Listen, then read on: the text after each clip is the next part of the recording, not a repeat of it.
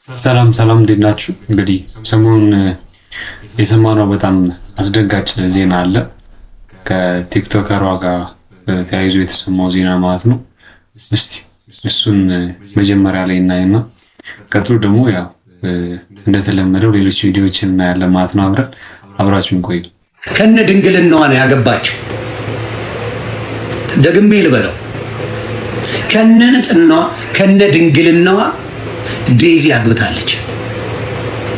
የማንም መረን እሷን የመናገር ሞራል የለውም። ማናችሁም ሴቶች እሷን የመናገር ሞራል የላችሁ። አይ ቲንክ ይሄ የሚያስኬድ ነገር ነው ማለት እሱ እያለው እንዳለው ከሆነ ያው ብዙዎቹ የምናውቀው እና እሷን የመናገር መብት የላችሁም ያስኬዳል ይመስለኛል ሀሳቡ። ግን ያው ከእናቷ መሞት ጋር ተያይዞ በሁለቱ መካከል ግጭት ነበር ይመስለኛል፣ አለመስማማት። ያው እሱ ነገር ነው ትንሽ እንዲህ ብዙ ነገሮች እንዲፈጠሩ አደረገ። ነፍሰ ጡር ናት፣ እግዚአብሔር ይጠብቃት። አሌክስ አደራ በሰማይ አደራ በምድር። በዚህ ሰዓት በምትችለው አቅም ከጎኗ ለልጆቻችሁ ለሚስትህም ስትል ሶሻል ሚዲያ ላይ በተወሰነ መልኩ አርቃት። ለአሌክስ አድርሱልኝ። ሶሻል ሚዲያ ላይ በዚህ ሰዓት መውጣቱ ተገቢ አይደለም። እውነቱን ነው። ያው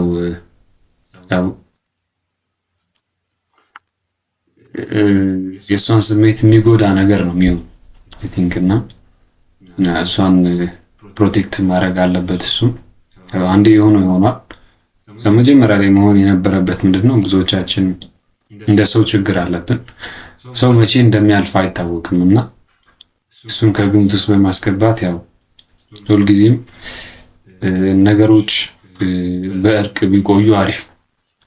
መቼ እንደምናልፍ አይታወቅም እና ቅራኔ በመካከላቸው ኖሮ እናቷ በዚህ ሁኔታ ማለፏ ትንሽ የሚፈጥርባት ጫና ይኖራል ልጅቷ ላይ ራሱ። አርቃት በቻልከው መጠን። ሶሻል ሚዲያ ላይ ያሉ መርዝ ክፉ ሰዎች ስላሉ ዘረኝነት ማን አባቱን የሌለበት እዚህ ሶሻል ሚዲያ ላይ እውነቱን እንነጋገር። እያንዳንዱ በዘሩ ተደብቆ አይደል? በአሁኑ ሰዓት ማን ነው በዘሩ ያልተደበቀ? እያንዳንዱ ፋቅ ብታረጉ ዘረኝነት አለ። ሁሉም ነው ማለት ይከብዳል።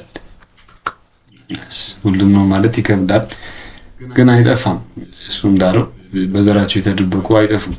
ግን ያው በጅምላ መፈረጁ all of us እያንዳንዳችን ዘረኝነት አለብን። አለቀ።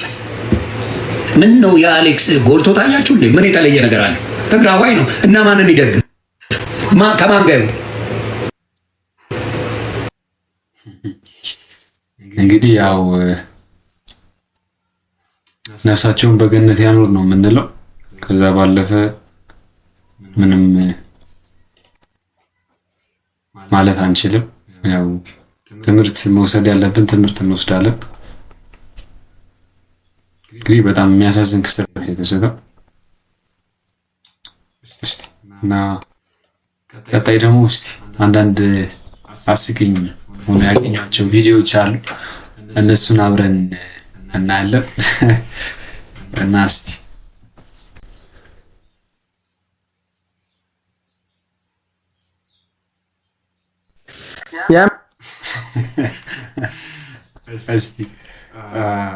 እና እዚህ ጋር ኢንተርኔት ላይ ሲዘዋወር ያገኘሁት ቲክታክ ላይ ነው ያገኘሁት እና ይህን ሰውዬ አብዛኞቻችሁ ታውቁታላችሁ ብዬ አስባለሁ። ቲክታክ ላይ አንዳንድ ቪዲዮዎች በጣም ቫይራል እየወጡና በጣም ያስገኛል፣ ያዝናናኛል። ሰውዬ የአማራ ተራራው ተጎፎ የማይወድቅ በጣም ኃይለኛ ነው፣ በጣም ታታር ሰራተኛ ነው፣ በጣም አደገኛ ነው፣ በጣም አደገኛ ነው። ብዙዎቹ እንግዲህ እንደዚህ አይነት ቪዲዮዎችን እያዩ ምን ነው 2018 መቼ ነው የሚያልቀው እያሉ እያሳሰባቸው ይገኛል። እና በጣም ዊርድ የሆኑ ቪዲዮዎች በ2018 ቲክቶክ ላይ በጣም እንደ ጉድ ነው ያለው እና አንዱ ደግሞ ይሄኛው ነው፣ ግን አሪፍ ነው። በጣም አደገኛ ነው። በጣም ኃይለኛ ነው። በጣም ኃይለኛ ነው። ሁሉም በራሱ መንገድ የሚረዳቸውን ነገሮች እንዲህ ቲክታክ ላይ ወጥቶ ማቅረቡ አሪፍ ነገር ነው ብዬ ነው የማስበው። እና ያው ቀጣይ ደግሞ አንድ ትሬንድ የፈጠረ ልጅ አለ እዚህ ጋር እስቲ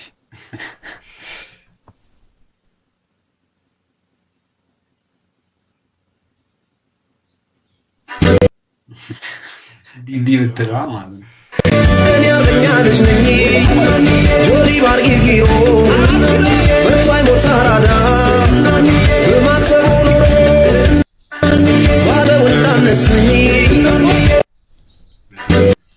እንግዲህ ያው በተለይ ኢትዮጵያ ውስጥ ፌም የሚመጣበት መንገድ አይታወቅም እና ሁሉም ፈታ ብሎ በያዘው ነገር ማህበራዊ ሚዲያ ላይ መውጣቱ አሪፍ ነገር ነው፣ በተለይ ኢትዮጵያ ውስጥ ማለት ነው።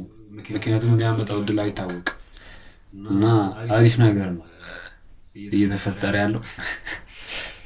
እዚህ ጋር ደግሞ አብዛኞቻችሁ የማርኬቲንግ ስፔሻሊስት እያላችሁ እየጠራችሁት ነው የምትገኙትና ሴዶ እስቲ ድጋሚ ደግሞ ኮብልያለሁ እያለ ነው፣ ከሀገር ወጥቻለሁ እያለ ነው የሚገኘው። የሚለውን እስቲ እንስማ። የተከበራችሁ የኢትዮጵያ ሕዝቦች እንግዲህ ውድድሩ ለማድረግ ከዚህ በፊት ብዙ ተስማምቼ ነበር፣ ግን ትናንትና እንዳያችሁት ልጁ ትናንትና የሆነች ስክሪፕትድ የሆነች ነገር አድርገዋል ጆኒ እና እሱ ማለት ነው። ታሪቱ ሳር ውስጥ ገብቶ አንፕሮፌሽናል በሆነ ወይ ዲስተርብ ስላደረገኝ ከዚህ ጋር እኔ መጣላት ለእናንተ ለክብራችሁ ለእኔ ክብርም ጥሩ አንፕሮፌሽናል የሆነ ፋይት ማድረግ ስለማልፈልግ አገር ጥዬ ወጥቻለሁ ለመዝናናት። በቃ ሁሉ ትቼዋለሁ እንዳትጠብቁ። እና ጆኒ ያው እኔን አፕሮች ያደረገበት መንገድ አንፕሮፌሽናል ስለሆነ ሀገር ወጥቻለሁ። ለምን ጌታቸውም ስደውልለት የለም፣ እሱም ሀገር ጥሎ ጠፍቷል። ኢቲኤፍሲ ዓለም አቀፍ እውቅና አግኝተዋል፣ ፕሮፌሽናል ፋይት ነው የምናደርገው ብለን ተስማምተን ያለ ገንዘብ ነበር ይህንን ፋይት ላደርግ የምፈልገው። አሁን ግን እንደውም ክራይቴሪያ ያስቀምጣለሁ። እኔ አሁን ለመመለስ እየሄድኩ ነው፣ ወደ ዱባይ እየሄድኩ ነው። የዱባይ ሰዎች እንግዲህ ወደ ዱባይ እንግዲህ ያው ቢዝነሷን ልትሰራ እየሄደች ነው። ለመመለስ ደግሞ ወፈር ፈልጋለሁ እያለ ያው ተሰልፋችሁ ጠብቁኝ፣ የዱባይ ሰዎች ተሰልፋችሁ ጠብቁኝ። አሁን ግን ክራይቴሪያ ያቀርባል።